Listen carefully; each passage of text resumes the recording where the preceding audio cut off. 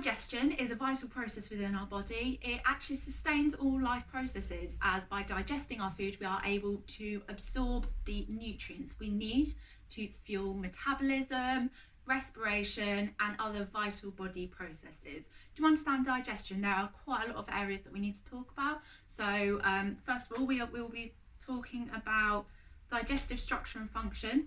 Mechanical, chemical digestion do come into those, as each part does have a role to play in each of those. Enzymes and the balanced diet. The gastrointestinal tract, also known as the alimentary canal, is a long continuous tube which receives food and the food travels down it while being digested and absorbed. There are two openings, the mouth and the anus, and all organs that receive food within this are part of it. First of all, we have the mouth, the pharynx and the esophagus.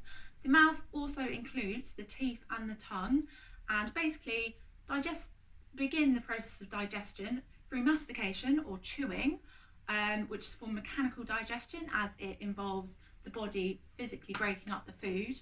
And then we've also got amylase found within saliva, excreted by salivary glands within the mouth. And this basically breaks down certain starches into sugar, so speeds up the process. Once this food has been digested slightly in the mouth, it is turned into a bolus, which is rolled down into the pharynx, which is around here, rolled over the epiglottis and down into the esophagus. The esophagus is a muscular tube which holds the food and takes the food down to the stomach. So it does this through peristalsis, which is where rhythmic contractions of the tube to push the food down. So next we have the liver and the gallbladder, which aren't actually part of the digestive tract, however they do play a vital role.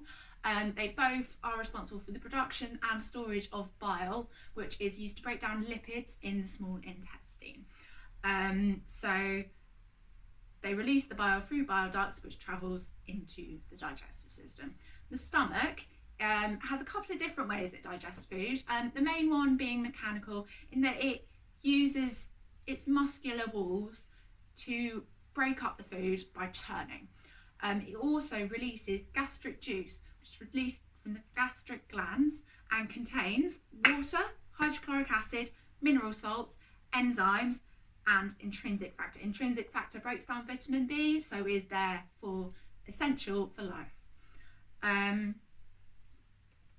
small intestine and the large intestine are next on the way, and they basically are a long continuous tube. The small intestine is much longer than the large intestine, but the large intestine is much thicker and muscular.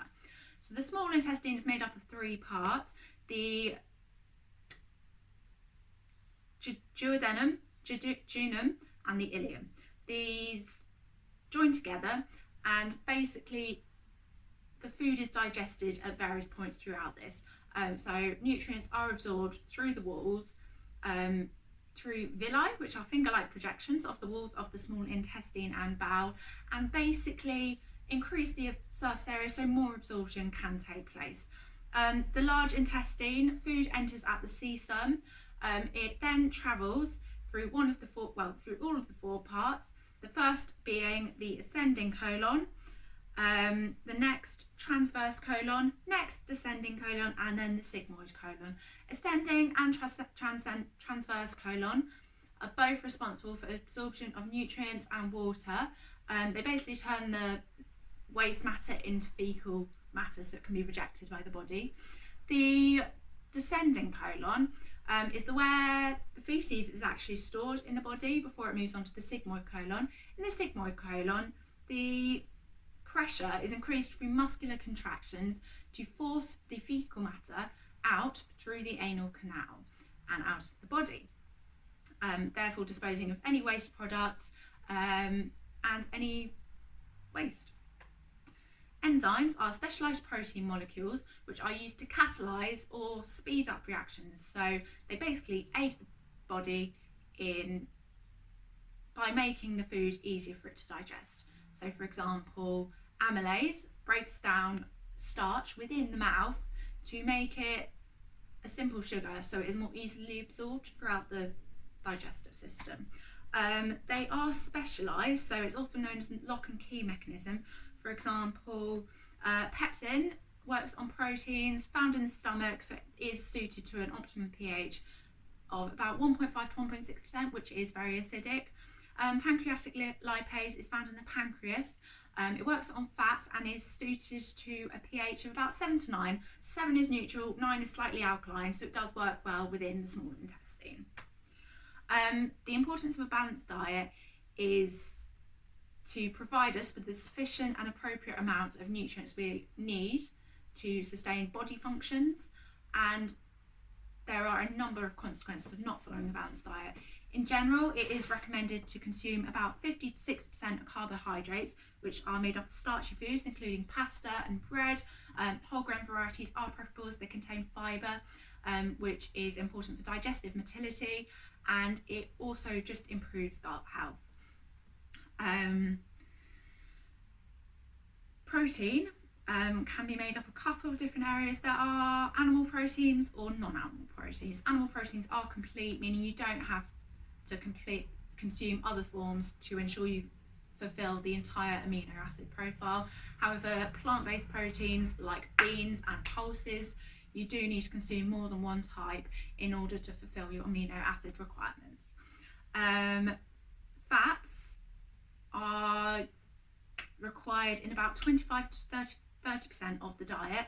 They are important to help maintain cell membranes, and low density lipoproteins, were actually good fats found in omega-3s like oily fish and mackerel, actually help reduce cholesterol, which can contribute to heart disease, which generally comes from unsaturated fat. So source of unsaturated fat include crisps or high fatty snack foods. Generally, you should try to consume more unsaturated fat, but a small amount of saturated fat is required to maintain some cell membranes. Lastly, foods high in sugar and saturated fat can lead to diabetes and coronary heart disease, but by introducing vegetables to the diet, you do increase the amount of antioxidants which fight against aging, and fibre. By consuming different colours, you are hopefully then going to get all the nutrients that you need for your body to function. So overall, digestion is composed of many different elements. Not only is the structure and how the digestive system works important, it's also important to consider organs such as the liver and gallbladder, which aid and speed up digestion. Enzymes are obviously very important as they enable the body to digest food more efficiently, and therefore mean that we can run our bodies more efficiently.